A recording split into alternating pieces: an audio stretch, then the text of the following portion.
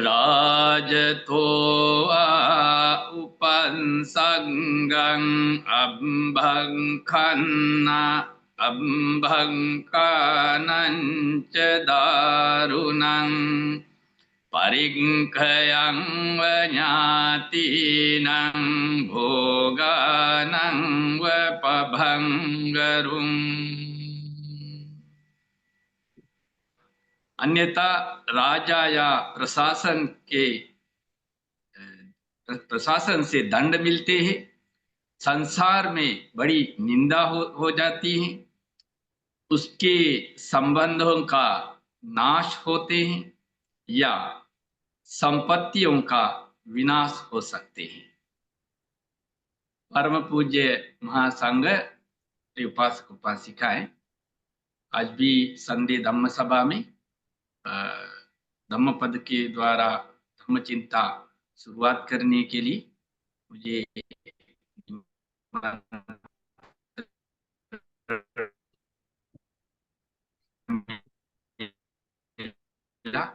अवकाश मिला, इसके लिए आप सभी लोगों का धम्म पद की एक गाथा संबुद्ध ने आप हम सबको एक बेहतर उपदेश देते हैं ताकि हमारा सांसारिक जीवन में गलती न हो जाए और हमारा सांसारिक जीवन सुखद में हो सकते हैं।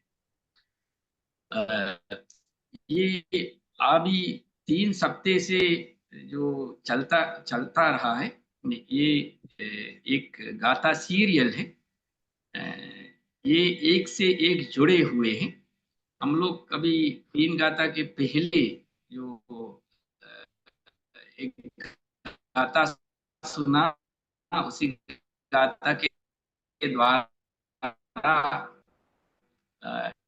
इस गाथा भी जुड़ जाता है। इस गाथा के लिए पिछले सप्ताह भी जुड़ गया और ये गाथा तरह अगर कोई निर्दोषी है और उस निर्दोषी को दुख पहुंचाते हैं तो उसका परिणाम क्या है, उसके बदले में हम लोग को क्या कर्म विपाक मिल सकते हैं, इसके बारे में। पता नहीं, आवाज नहीं आ रही। आवाज नहीं है, आवाज नहीं आ रही है। हेलो बनते जी का तो ठीक ही है, पता नहीं कुछ इंटरनेट प्रॉब्लम है। मुझे तो आ रही है आवाज। बनते जी की आवाज आ रही है? हाँ मुझे आ रही है। तो बाकी लोगों को सर मुझे नहीं आ रही है। मुझे भी यहाँ भी बिल्कुल आवाज नहीं आ रही। हाँ नहीं आ रही, बनते जी की आवाज नहीं आ रही सर। हाँ नहीं आ रही है, वही मैं कह रहा हूँ। आवाज नहीं मिल रही है बनते जी। नहीं, अभी आ रहा है जो आवाज नहीं आ रही। अभी आया था बनते जी। ठीक है बनते, 1 मिनट हम थोड़ा उधर दरवाजा खोल के आ जाओ। प्रॉब्लम है, अभी आवाज सही हो गई थी। हाँ बनते जी, कहीं 2-3 बार से ऐसा हो रहा है। वो अच्छा। कुछ प्रॉब्लम है। पहले बनते जी की बहुत अच्छी आवाज आती थी पूरे खनक के साथ। अभी थोड़ा सा पता नहीं क्यों, पिछली बार भी थोड़ा डिस्टरबेंस था। अभी कैसे है, आवाज आ रहा है? अभी बिल्कुल ठीक है बनते।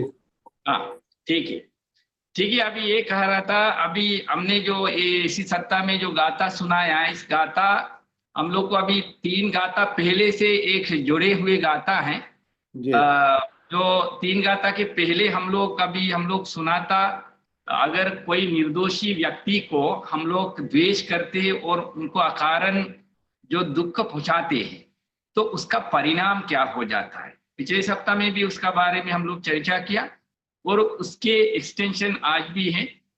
इसमें भी यही बताते हैं, अगर उसी तरह हम लोग कारण किसी निर्दोषी को उसी तरह जो कष्ट पहुंचाते हैं, दुख पहुंचाते हैं, द्वेष करते हैं, ऐसे होगा तो उसके परिणाम के रूप में जो राजा नहीं तो प्रशासन के द्वारा ऐसा लोगों को दंड मिल सकते हैं और सांसारिक जीवन में बड़ी निंदा हो जाते हैं और जो गलती करने वाला का जो संबंधित जो परिवार है, उसका जो ज्ञाति है, रिलेटिव से उन लोगों का नाश हो सकता है, उन लोगों पर भी परेशान आ सकता है, और खुद का जो संपत्ति उगरा भी जो उस पर भी असर पड़ सकता है, उस संपत्ति विनाश हो सकता है, संपत्ति को खम हो सकता है।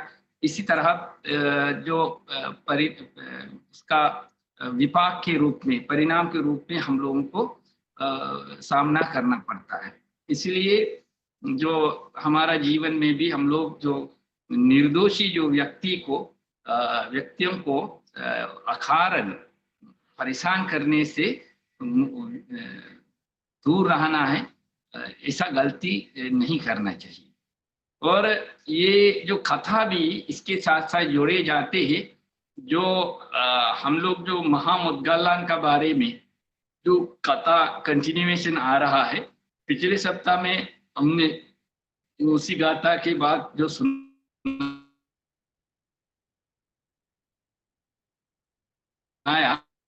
महामुद्गलान का बारे में, जो सम्यक संबुद्ध की जो उनका जो ध्यान शक्ति का बारे में भी हम लोग पिछले सप्ताह थोड़ा सा चर्चा किया, और उनका जो आखिरी समय मतलब उनका अंतिम सांस कैसे उन्होंने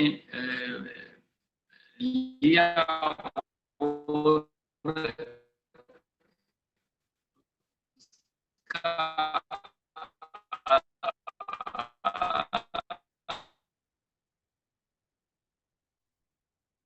जो साधु संतों के जो षड्यंत्र से और महामुद्गलान को जो उनको हत्या करने के लिए वो हत्यारों को हम करने के लिए, क्योंकि महामुद्गलान का जो उनका जो ध्यान की शक्ति से और उनका चमत्कार की शक्ति से बहुत सा बौद्ध धर्म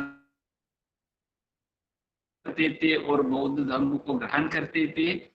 उस पे सामना करने के लिए अन्य समुदाय के जो साधु संतों को नहीं हो पा रहा था, तो वो लोग उस पे यही फैसला लिया, अगर ये महामुद्गलान को हत्या करके ही हम लोग को इससे आजाद मिल सकता है, नहीं तो हम लोगों का बचे हुए वो जो समर्थकों को बचा सकता है। इससे सोच करके वो लोग महामुद्गलान को मारने का षड्यंत्र किया। फिर वो चोर उसी जो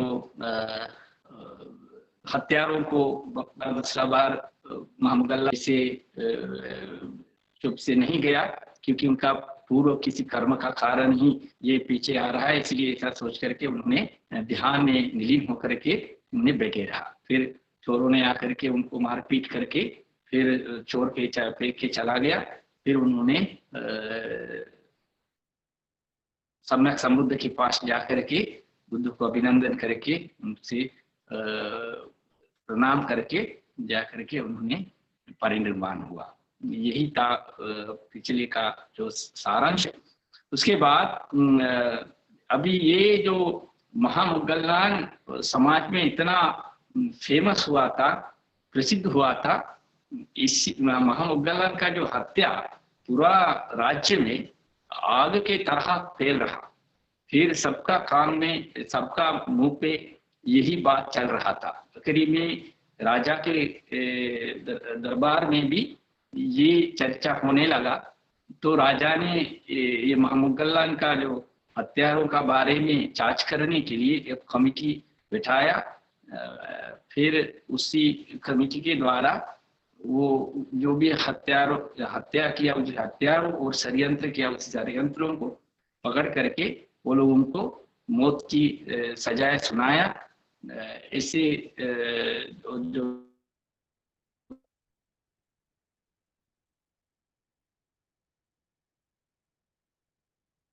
इसी तरह जो हत्यारों को दंडित भी किया। लेकिन ये चर्चा जो महामुद्गलान के जो शिष्य है उन लोगों को बड़ी एक शंकाएं थे, बड़ी उनको समझ में नहीं आया, क्योंकि महामुगल्लान तो इतना अनुभवी थे और इतना ध्यानी थे और इनका जीवन में कोई गलती किया ही नहीं, तो इतना महान होकर के भी ऐसा किसी दूसरों के द्वारा मारपीट खाकर इसी तरह दुखद जो घटना जो अंत इनको कैसे हुआ, ऐसे करके उन लोगों के बीच में चर्चा होना शुरू हो गया। फिर शिष्यों को तो इसके जवाब सही से कहीं से मिलते नहीं है, मिल नहीं पा रहा था। फिर ये लोग सम्यक संबुद्ध के पास जाकर सम्यक संबुद्ध से ही इसी प्रश्न का उत्तर वो लोग अपेक्षा किया।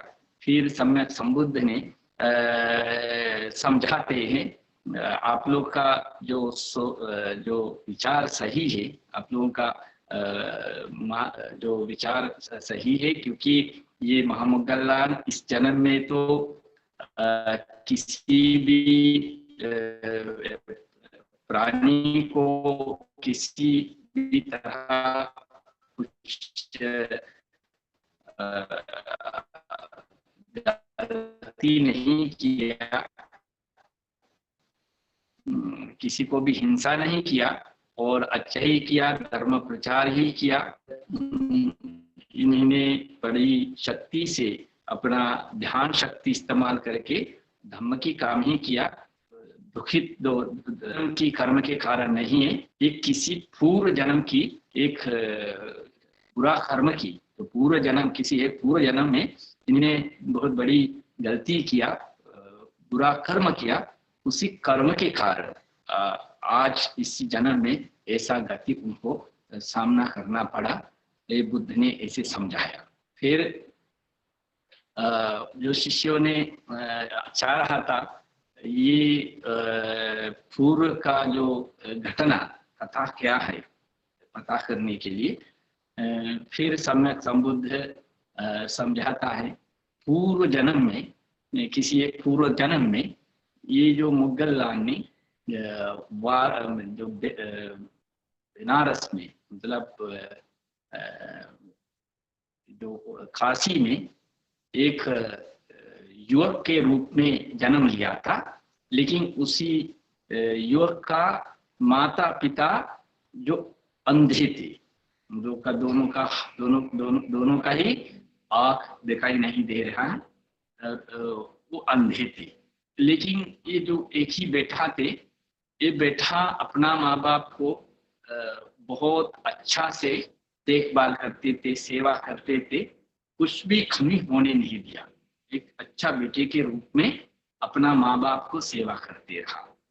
फिर समय के साथ साथ माँ बाप भी देख रहा है अभी बेटा का उम्र भी बढ़ते जा रहा है और उनका ऊपर काम की बोझ भी बहुत बढ़ रहा है। इनका भविष्य के बारे में भी माँ बाप सोचते थे, तो बार बार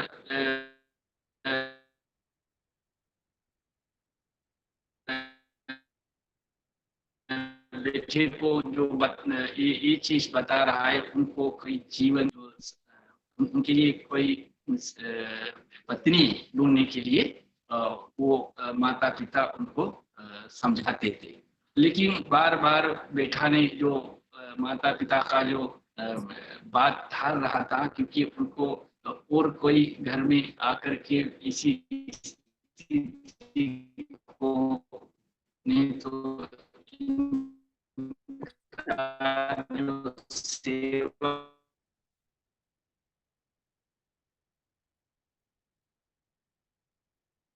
मान लिया, क्योंकि माता पिता का खुशी भी चाह रहा था। तो माता पिता बातचीत करके अपने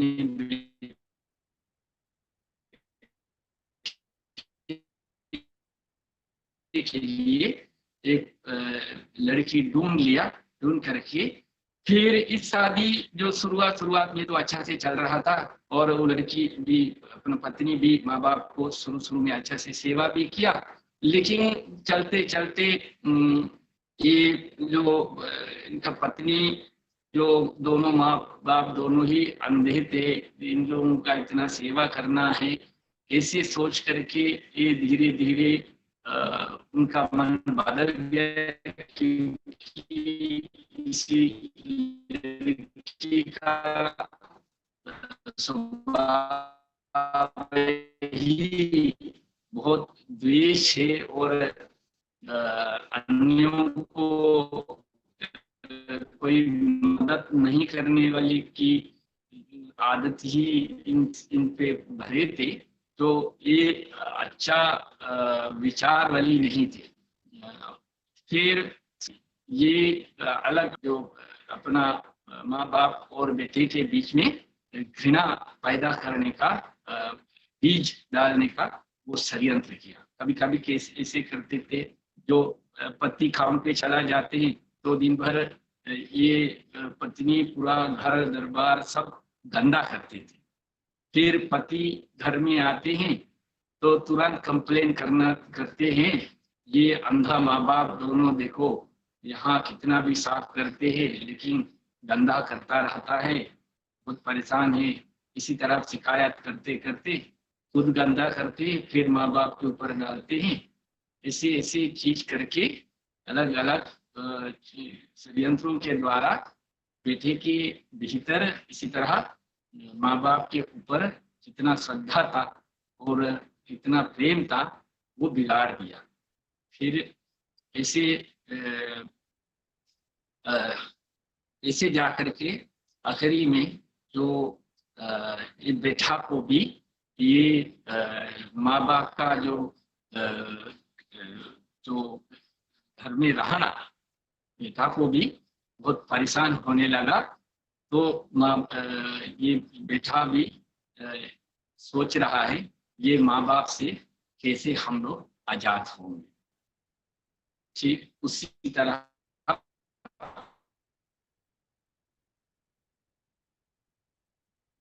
और आगे अगले सप्ताह में काफी साल जोड़ते हुए आगे बढ़ेगा। इसलिए उसके बाद क्या होगा हम अगले सप्ताह में समझाएंगे, क्योंकि जो आधा गाथा आधा अर्थ और आधा कथा अगले सप्ताह के लिए रखना है, क्योंकि उसी कथा के साथ अभी बेटा और माँ बाप के साथ कैसे व्यवहार किया, कैसे बुरा कर्म करते हैं, इसके कारण इसी तरह दुखद घटना से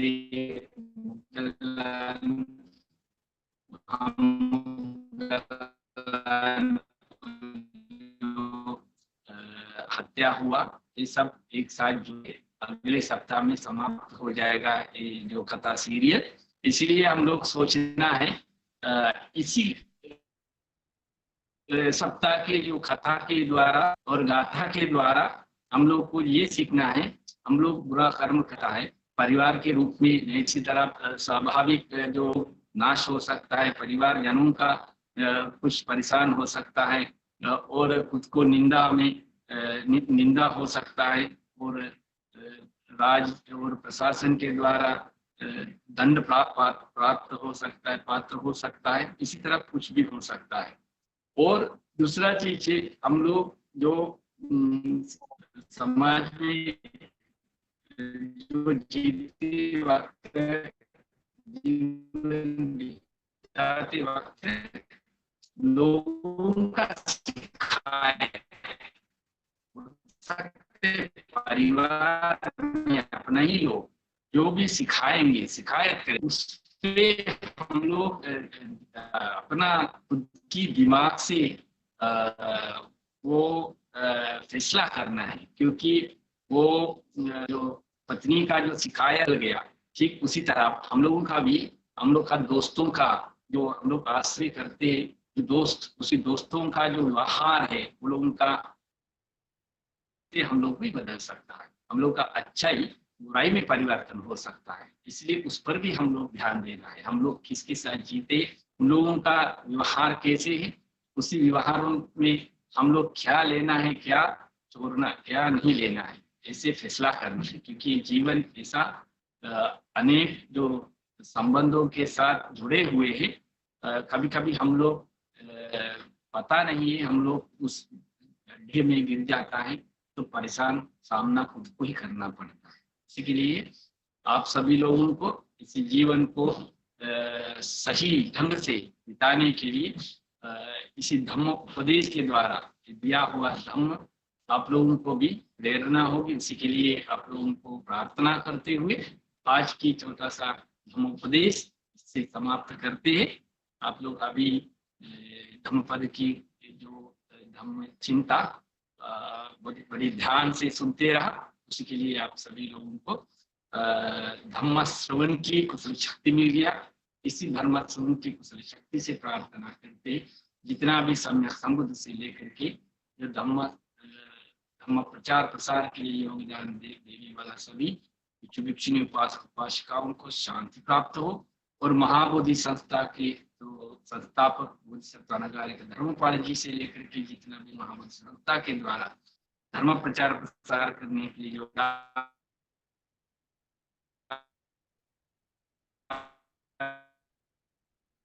उन सभी भिक्षु भिक्षुणी उपासक उपासिका लेकर के जितना भी धर्म प्रचार प्रसार के लिए जो योगदान देते हैं उन सभी धर्म बंधुओं को उपासक उपासिकाओं को भिक्षुणियों को प्रार्थना करते आप सभी लोग स्वस्थ रहें, सुखी रहें, आप सबको कल्याण होगा और तिलोगुरु सम्यक संबुद्ध की महाकरुणा शक्ति, महाशील शक्ति, महाज्ञान शक्ति से आप सभी लोगों को अपना अपना जीवन की लक्ष्य प्राप्त होगा और सांसारिक दुख का अंत करके आप सबको सुख प्राप्त होगा करके प्रार्थना करते।